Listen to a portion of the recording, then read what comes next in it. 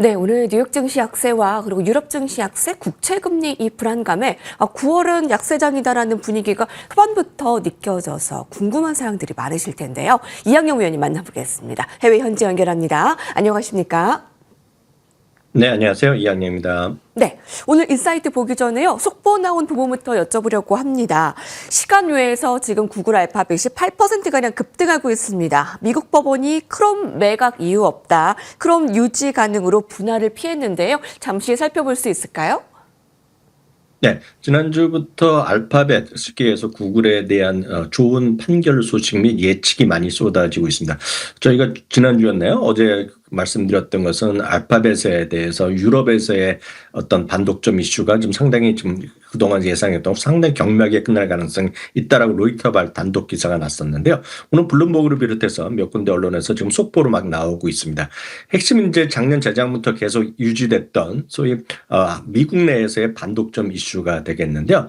쉽게 얘기해서 알파벳이 구글만 쓰게 할 수 있게 뭐 이런 것들을 하는 것에 대해서 제한을 걸고 그렇기 때문에 알파벳이 가장 핵심적인 사업 중에 하나인 여러분 크롬 있지 않습니까? 이제 크롬을 팔아야 된다 그런 얘기가 있었고 그런 일정 수준의 판결을 또 우려가 됐었는데 이번 법원에서 나온 것은 그것까지 필요 없다는 얘기를 딱 했습니다. 그렇기 때문에 알파벳 핵심적인 사사인데 그것을 팔 필요 없다는 얘기했겠고요. 또 하나는 오늘 지금 알파벳 지금 시간에서 7, 8% 올라가고 있고요. 애플도 3, 4% 올라가고 있는데 아시다시피 알파벳이 애플의 소위 검색 시장에서 구글은 이제 디폴트로 기본용으로 깔기 위해서 돈을 지불하고 있는데 그것도 이제 문제가 서로 있다 얘기를 했었는데 알파벳에 대해서 너희들이 돈을 주고 말고는 너희들이 알아서 해라. 다만 이제 독점적인 것들을 하는 것은 아니다라는 약간의 미미한 어떤 규제만 남겨놓기 때문에 지난주에 이어서 유럽에서의 판결 그리고 예측 그리고 오늘 일본 미국에서의 반독점 이슈 이것은 상당히 지금 알파벳이라든가 그리고 애플은 양쪽 모두에도 호재라고 보셔야 되겠습니다. 그래서 잠시 말씀드렸다시피 9월의 첫 번째 시장이 별로 좋지 않게 오늘 끝났습니다. 그나마 바닥에서 많이 나름 상당히 회복하면서 끝난 건 사실인데요. 시간 외에서 지금 알파벳과 지금 애플이 유독 주가가 많이 급등하고 있고요. 특히 알파벳은 8% 가까이 주가가 급등하고 있습니다. 그래서 잠시 후에 한국 시간으로 보면 7시부터 미국의 나스닥 선물 시장이 본격적으로 열리는데요. 그때만 또 하는 차례 또 주가도 큰 변동이 있지 않을까. 워낙 시가총액이 큰 것들이 움직이기 때문에 한번 또 기대해 볼 시점이 다시 왔다라고 보셔야 될 것 같습니다. 그렇군요. 오늘 뉴욕 증시는 하락 마감이었습니다만 증시 장 마감 이후에 반독점 이슈 불확실성이 제외돼서 지금 알파벳, 구글 8% 급등, 애플이 한 4% 급등하면서 7시에 이제 나스닥 선물 개장하고 좀 반전이 있지 않을까라는 부분도 좀 체크하시기 바라겠습니다. 자, 오늘의 인사이트 열어보시죠. 가을 증시 M7에서 벗어나 저평가 종목의 주목. 오늘 이틀 연속 기술주 매도세로 엔비디아가 2% 가까이 하락하는 등 미국 반도체주가 대부분 약세를 보이자 반도체 지수도 1% 이상 하락했는데요. 자, 순환 사이클에 대비해야 될까요? 다만 오늘 장 마감 이후에 조금 나스닥 이제 선물 쪽도 잘 살펴봐야 되겠습니다만 변동성이 크네요. 네, 맞습니다. 저희가 누차 계속 말씀드리지만 주시장에서 가장 중요한 것은 미국 주시장도 한두 종목에 올인하거나 특정 섹터, 특정 종목군에 하면 좀 변동성에서 좀 자유로울 수 없다라고 말씀드렸습니다. 그렇기 때문에 오늘 제가 아침에 지금 새벽에 인사이트를 주로 말씀드린 것은 여러분 스스로 아실 것 같습니다. 본인이 빅테크라든가 혹시 일부 종목에 집중된 투자를 하는 투자분들께 좀 좀 도움이 되지 않을까라는 생각에서 준비해 봤는데요. 마치며 지난 주말에 베론즈에서 특집 기사를 냈습니다. 우리나라에서도 이제 가을은 이제 단풍의 계절이지 않습니까? 단풍이라는 게 여러 가지 색깔의 정말 아름다운 모습인데요. 그런 시장이 지금 펼쳐질 수 있다라는 그런 관점에서 지금 얘기를 하고 있다라고 보셔야 되겠습니다. 향후 시장의 리더십이 바뀔 수 있고요. 그런 관점에서 헬스케어라든가 금융, 산업재, 소형주 등 저평가 섹터에서 새로운 기회를 찾을 수 있다라고 조언을 하고 있습니다.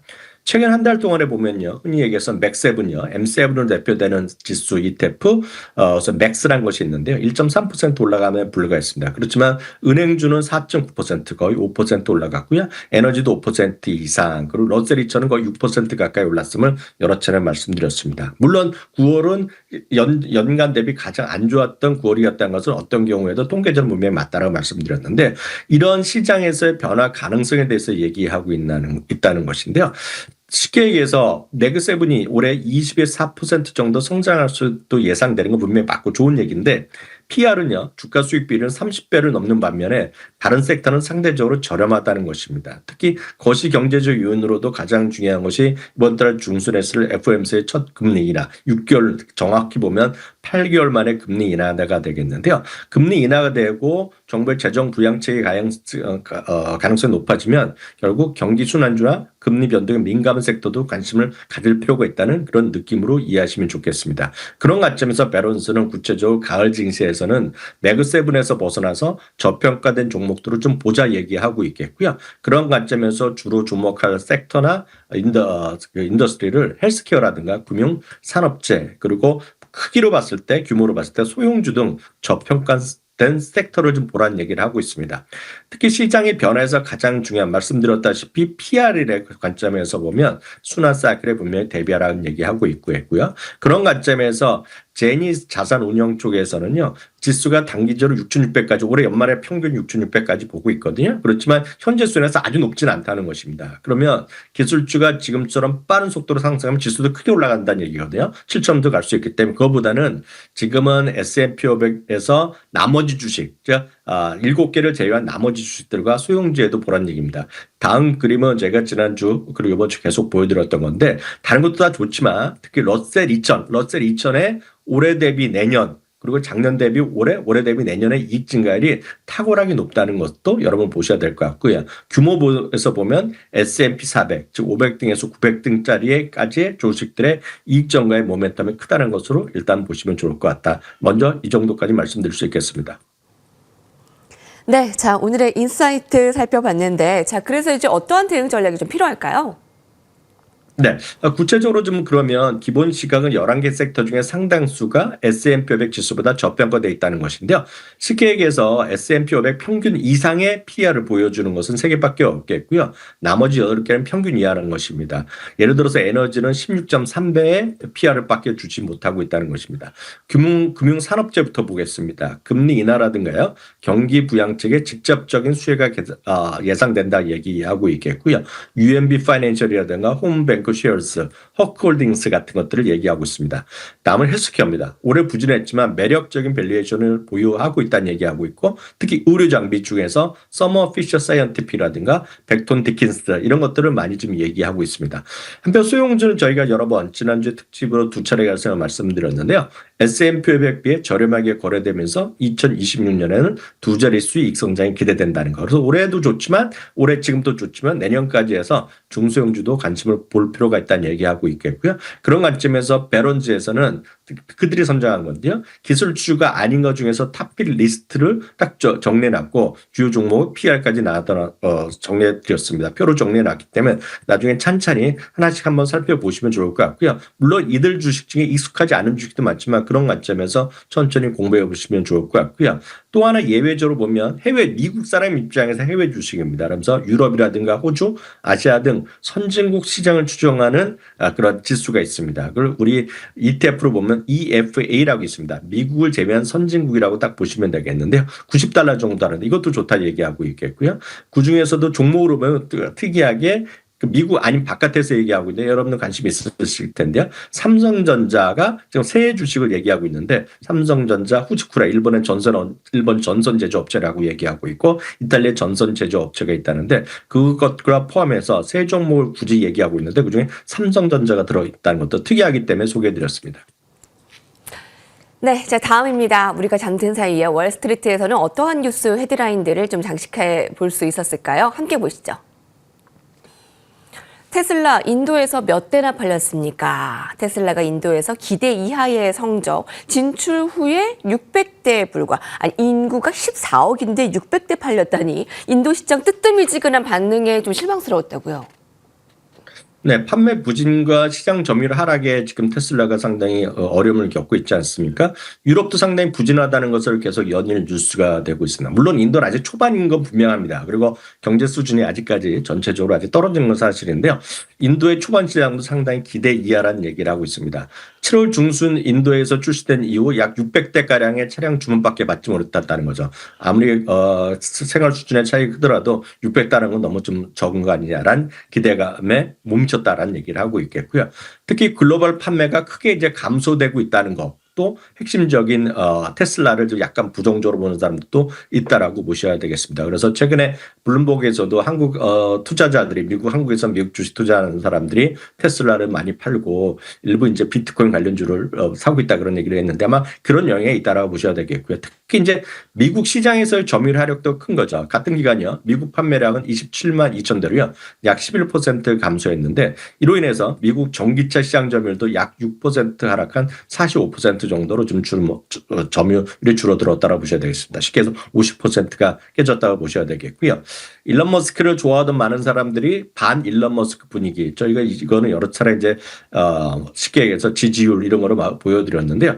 요즘 여러분들 저는 여기 캐나다에서도 많이 이런 차를 보고 있는데 아마존이나 이런 데서 이런 일론 머스크를 반대하는 스티커를 뭐 6불, 7불, 8불에 많이 팝니다. 그래서 이거 붙이고 다니는 사람이 많습니다. 왜냐하면 테슬라 타고 다니는 사람들이 이런 거 붙이는데 자기가 예전엔 좋아했었는데 이제는 아니다 하면서 일론을 비판하는 목소리. 심지어는 엔티 일론 테슬라 클럽이라는 이런 스티커를 엄청나게 저도 많이 시내에서 보고 있거든요. 그만큼 약간 일론 머스크를 반대하는 사람들이 여전히 많다라고 보셔야 되겠고요. 그런 것들이 여전히 수익성 악화로 나타나고 있습니다. 그래서 일론 머스크가 하는 테슬라가 살아남기 위해서는 역시 로보택시 그리고 앞선 코너에 나왔지만 옵티머스 이런 것들이 정말 얼마만큼 빨리 시장에서 돌아설 수 있을지에 대한 관전 포인트가 있다는 것도 꼭 염두에 두셔야 되겠습니다.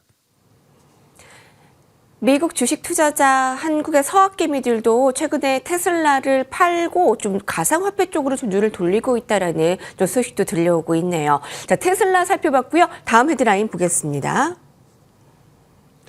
땡땡땡 비중 축소로 하향 조정. 목표 주가까지 내렸는데요. 어떤 종목인가요? 네, 램 리서치가 되겠습니다. 모건 스탠리에서 투자 등급을 하향하고 목표주까지 내렸습니다. 늘 확인되지만 목표주가 상향도 중요하고 하향도 중요하지만 더 중요한 것은 투자 등급 자체를 올리거나 내리는 건데요. 이번에 램 리서치를 투자 기준을 내렸습니다. 최근 들어서 이런 경우가 거의 없었기 때문에 특이하고 좀 중요한 분위기점이 있을 수 있어서 모건 스탠리의 내용을 정리해 드리겠는데요. 아시다시피요. 반도체 장비 기업의 대표적인 기업 중에 하나인데요. 기존의 동일 비중, 그러니까 중립에서 아예 매도로 의견을 내렸고요. 지금도 잠깐의 어려지고 있지만 2026년에도 도전적인 환경이 예상된다는 상당히 약간 썰렁한 의견을 냈다라고 보셔야 되겠습니다. 2024년과 2025년에 뛰어난 성과를 보여왔지만 내년에는 이런 성장세가 이어지기 쉽지 않다는 얘기하고 있고요. 특히 회사의 주요 성장 동력 중 하나였던 중국에서의 점유율 확대가 이제는 어렵다고 분석합니다. 중국 자체의 기술력 확대 뭐 이런 것들을 많이 여러분 뉴스 들으셨을 것 같고요. 그런 것들이 성장률의 하락을 갖고 가고 있다라고 얘기하고 있습니다. 그래서 실제로 보면 시장 대비 부진하다. 그리고 여타 어떤 반도체 장비보다 특히 지금 램 리서치가 좀 어려움을 겪을 수 있다는 얘기하고 있겠고요. 특히 낸드 시장의 부진이 램 리서치의 추가 성장을 견인할 만큼 충분히 견고하지 않다는 지적을 있습니다. 그래서 화면에서 다시 한번 표를 정리했다시피 최근에 실적 발표 전후에서 주가에 대한 목표 주가를 꽤 올리는 분위기였는데요. 특이하게 투자 기원도 내리고 목표 주가도 내린 상황이다라고 이해하시면 좋겠습니다. 네, 마지막 헤드라인 이어가겠습니다. 코카콜라의 라이벌 펩시코 역사적 기회. 네, 펩시코 하면 코카콜라의 라이벌로 올해 들어서 주가가 참 지지부진한데요. 행동주의 투자가 엘리엇, 펩시코의 40억 달러 투자 소식 들렸습니다. 역사적 기회라는데 정말 그렇게 될 수 있을까요? 네, 엘리엇 자산운용의 시각이라고 보셔야 되겠습니다. 어떤 그런 얘기를 하면서 펩시코에 40억 달러 투자했습니다. 대표적으로 엘리엇 자산 운영하면 많은 분들이 국내에서도 익숙하죠. 왜냐하면 제일 유명했던 사례가 벌써 10년 정도 됐는데요. 삼성물산과 제일모직의 합병 기억하실 것 같습니다. 그때 이제 이슈가 되면서 나왔던 우리나라에서 많이 알려졌던 엘리엇 자산 운영이 되겠는데요. 행동주의 투자자라는 것들에 대한 개념을 다시 한번 정리해 드리겠습니다. 행동주의 투자자라는 것은 기업의 경영 방식이라든가요. 지배구조에 문제가 있다고 판단할 때 적극적으로 주주권 행사하면서 기업을 가치를 높이려는 투자자입니다. 그래서 단순한 주가를 그냥 올라가면 좋지만 올라가기 위해서 적극적으로 목소리를 내는 사람들입니다. 그래서 어떻게 하라 경영에도 참여하고 이사에도 참여 이런 얘기를 하는 건데 이런 쪽의 대표적인 기업 운영사인 엘리엇 자산운용이 이번에 여기 펩시코에 40억 달러 들어갔다라고 보셔야 되겠습니다. 이들이 당연히 들어가면서 했던 얘기는 자기가 보기에는 턴어라운드 할 수 있는 기회가 있는데 아직 어렵다, 못하고 있다. 그렇기 때문에 자신에 들어가서 경영도 혁신시키고 어떤 집중된 포커스 전략도 합치면서 결국은 턴어라운드의 기회를 만들 수 있다는 얘기하고 있습니다. 최근 3년 동안 펩시와 코카콜라, S&P업의 주가 추이를 보면 S&P업이 상당히 많이 올랐고요. 코카콜라 물론 그보다 훨씬 적게 올랐지만 펩시코는 3년 동안의 주가는 마이너스였고요. 올해도 겨우 지금 플러스가 날락말락한 그런 수준까지 안 좋았다라고 보셔야 되겠습니다. 그러면서 오늘 요구사항을 구체적으로 아직 다 밝혀지진 않았지만은요. 회사의 초점을 날카롭게 하고 혁신을 주도하면서 효율성을 높이기 위해서 결국은 주주가치를 창출한다는 명확한 계획을 해야겠고 구체적인 사업 계획이라든가 목표는 앞으로 곧 발표가 될 것 같습니다. 아시다시피 최근 들어서 펩시코는 주가가 상당히 코카콜라의 부진이 이어왔었는데요. 상대적으로 우리나라에서는 행동주의 투자자면 상당히 좀 안 좋게 보는 경향의 여론의 흐름이 있었지만 실제로 미국에서 행동주의 투자가가 들어간다는 것은 회사의 경영 혁신을 나온다는 측면에서 긍정적인 영향을 끼쳤던 경우가 많이 있었다는 것도 참고하시면 좋겠습니다. 네, 이항영 위원님과 함께했습니다. 감사합니다. 감사합니다.